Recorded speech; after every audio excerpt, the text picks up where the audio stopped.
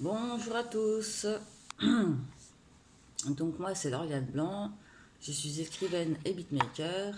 Si vous voulez lire toutefois mes ouvrages qui sont surtout d'attrait psychologique et autres, hein, ça traite beaucoup de choses, bah, vous pouvez les retrouver sur les sites Fnac et Amazon. Et pour ceux qui veulent voir un peu ce que je fais niveau musical, vous pouvez aller sur ma chaîne, checker la chaîne Lauriane Blanc et voir voilà où j'en suis actuellement, checker et voir un peu ce que je fais, voilà. Euh, voilà, donc je suis autiste et dans cette vidéo je voulais parler un peu de ce qui se passe dans la tête du PN. Alors le PN ne voit pas pareil qu'une personne avec un fonctionnement sain. Donc vous avez tous très certainement entendu cette phrase, enfin tous, pour ceux qui ont des familles constituées de PN et de petits pions qui suivent le PN. Après tout ce qu'on a fait pour toi, c'est comme ça que tu nous remercies. Alors ça, c'est une phrase typique qui instaure chez vous un sentiment de redevabilité. Donc quand on est enfant, on n'a rien demandé, on n'a pas demandé à naître, on n'a pas demandé à voilà, on n'a pas demandé à être, hein. Donc vous n'avez pas déjà à avoir ce sentiment de redevabilité, vous ne leur devez absolument rien. Quand vous êtes dans une famille toxique où il n'y a pas d'amour inconditionnel, vous ne devez strictement rien du tout à ces gens-là, parce qu'ils ne vous respectent pas. Donc, partons du principe que le respect fonctionne dans les deux sens.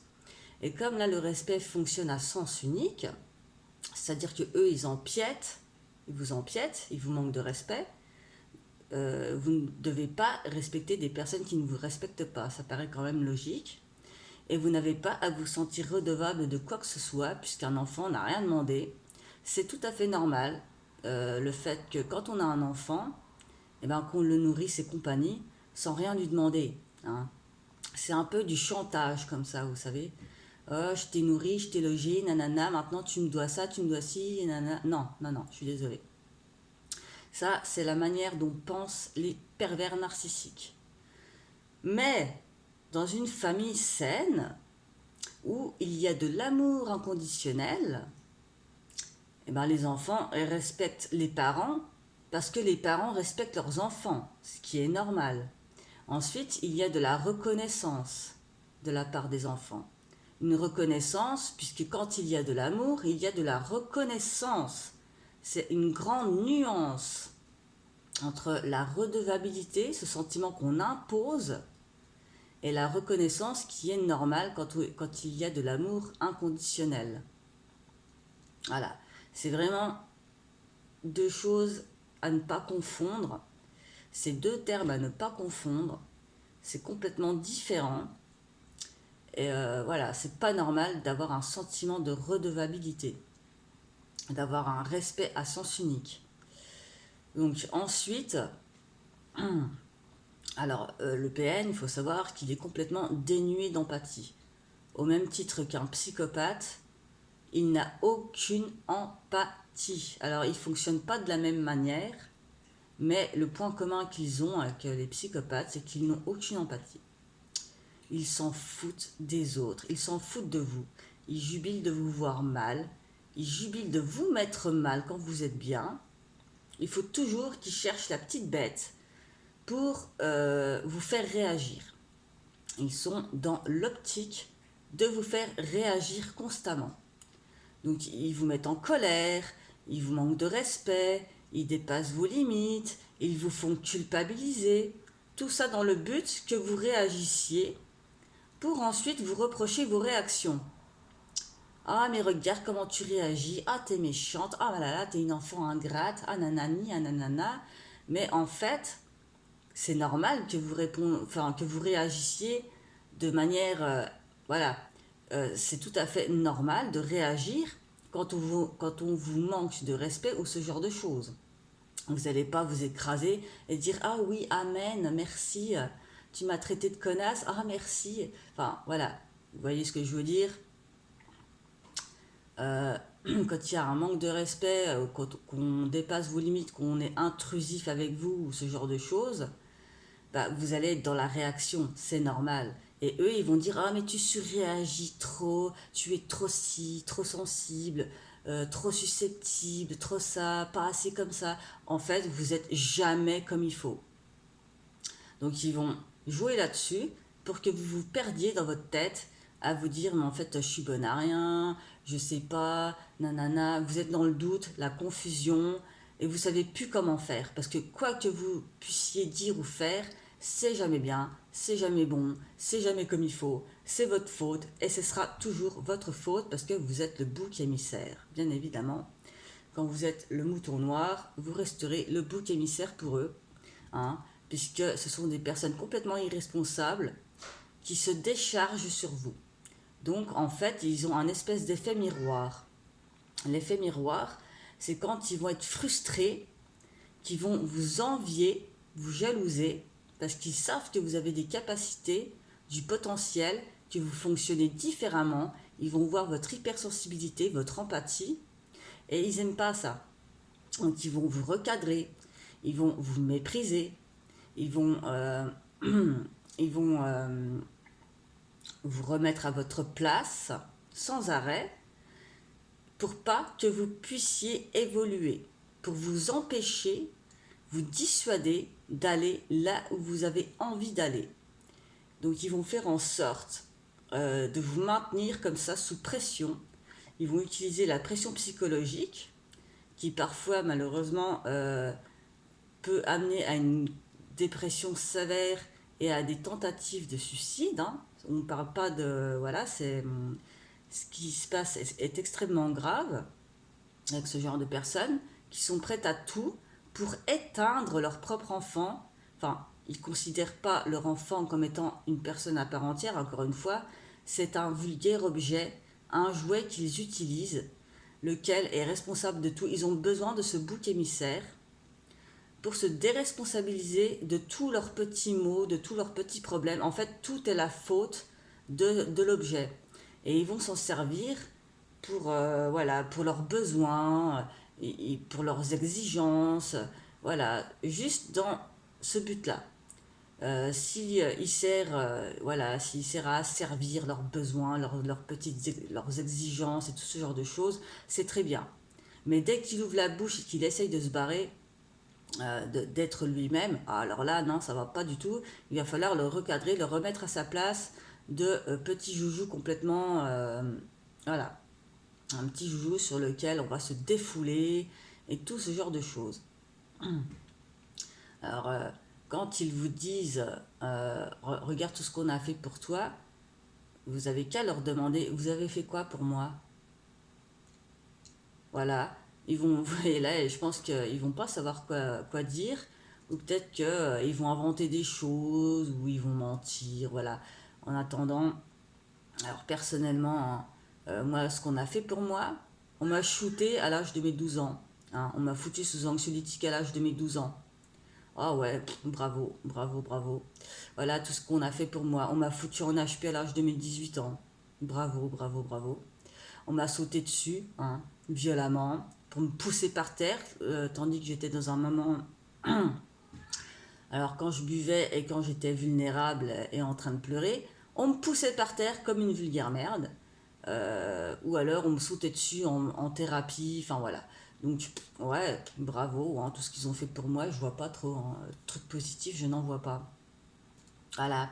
Parce que même quand vous leur parlez et tout, ils vont vous reprocher, ah mais tu m'envoies des messages à 3 heures du matin, nanana, parce que vous avez envie de vous foutre en l'air, par exemple. Donc vous faites appel à l'aide, mais alors, vous les dérangez, vous comprenez, il est 3 heures du matin, ça se fait pas.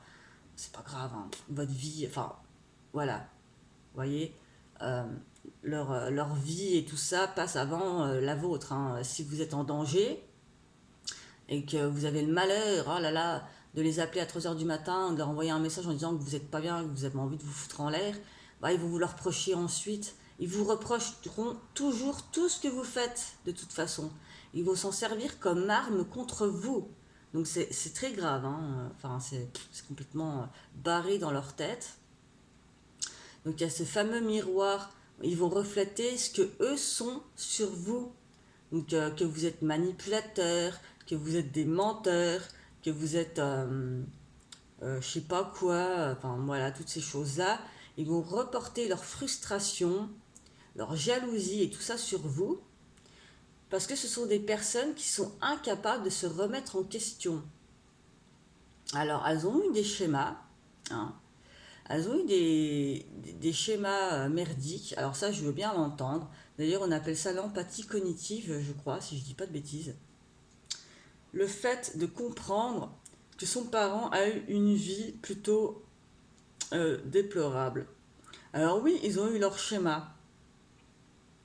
Ils ont eu une vie de merde. Parce qu'ils n'ont peut-être pas eu le choix. Parce qu'ils ont subi ce genre de choses. Mais quand, enfin, je sais pas, on est doté d'un cerveau, hein, c'est fait pour réfléchir, pour se remettre en question. Et quand on fait des enfants, eh ben, on évite de reproduire ces schémas-là sur ses enfants. On réfléchit et on fait autrement pour pas reproduire la même merde que ce qu'on a subi nous-mêmes. Il y a les pervers narcissiques sont complètement incapables de ça. Ils ne veulent pas se remettre en question. Ils ne sont pas dans la capacité de se remettre en question. Et ils n'ont aucune empathie, donc c'est-à-dire qu'ils vont pas ils vous comprennent pas. Ils ne sont pas du tout dans la capacité de vous comprendre. Donc, au lieu de vous aider, parce qu'ils ne sont pas capables enfin, voilà, de se dire qu'est-ce qui se passe, hein, à aucun moment, eh ben, ils vont vous réprimer. Ils vont vous réprimander, vous remettre à votre place, vous hurler dessus, jouer l'intimidation, tout ce genre de choses, voyez-vous. Il va y avoir de l'intimidation, de la colère, pour vous faire peur, pour que vous restiez vraiment immobile. Voilà. Euh, et ils vont vous reprocher absolument tout et n'importe quoi. Alors, quand on est avec un pervers narcissique, il y a des reproches, toujours des reproches. Quoi qu'il arrive, c'est des reproches. Alors, il y a souvent des personnes, enfin, je pense qu'elles fonctionnent toutes comme ça, elles croient que parce qu'elle fonctionne comme ça, alors tout le monde fonctionne comme elle.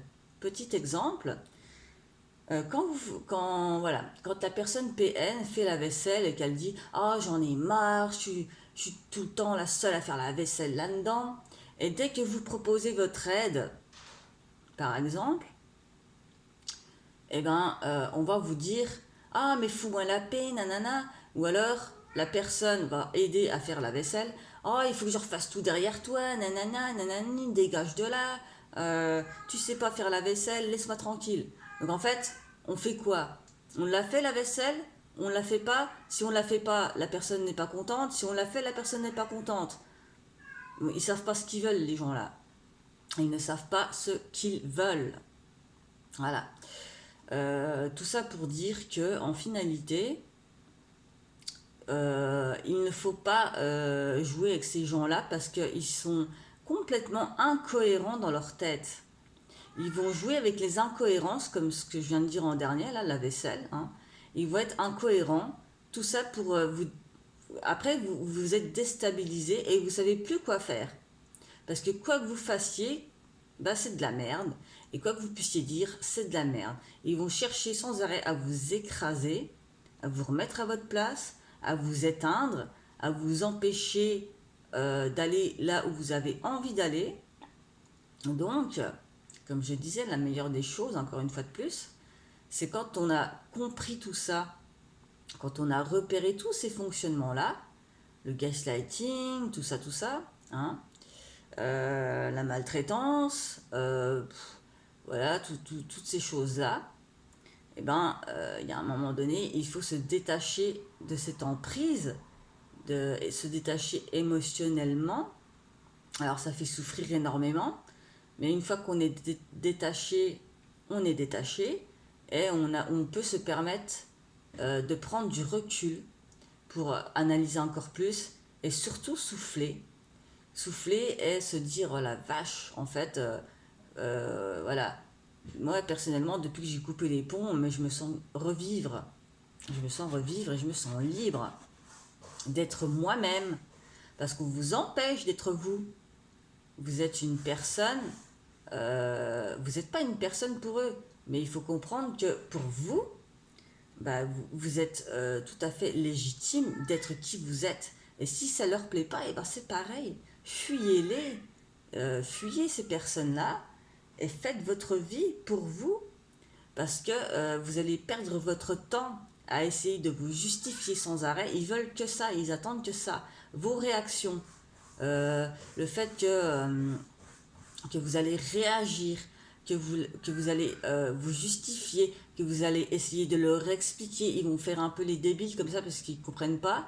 Et vous devez vous expliquer, vous justifier. Enfin voilà. Et c'est un truc qui tourne en boucle. Ils sont dans les débats stériles et surtout dans un déni total et profond. Donc, ça ne sert à rien de vous justifier, ça ne sert à rien de dire ce que vous ressentez. Ils s'en collent complètement. Donc, c'est dur à s'avouer, mais ces personnes-là ne vous aiment pas. Elles ne vous aiment pas, elles ne vous ont jamais aimé parce qu'elles ne sont pas capables d'aimer. Donc, j'ai envie de dire, faites votre vie à vous, fuyez. Quand vous avez compris tous ces schémas-là, vous avez des remises en question, des prises de conscience qui vont vous amener à faire votre vie et à changer aussi vos schémas à vous, parce que vous avez forcément des schémas toxiques aussi. Attention, schéma et comportement toxique ne veut pas dire personnalité perverse narcissique. On a tous des schémas, les pervers narcissiques ne savent pas se remettre en question et ils sont dans le déni de qui ils sont. Vous avez des schémas, des comportements toxiques, mais vous êtes dans la capacité de les changer. Ça n'a rien à voir avec eux. Donc voilà, vous pouvez évoluer vers comme on dit, vers une meilleure version de vous-même, mais tout au long de votre vie, vous allez évoluer, vous allez grandir, vous allez apprendre de tout ça pour ne surtout pas répéter les schémas qui vous ont détruit en finalité. Voilà, tout simplement. Merci de votre attention.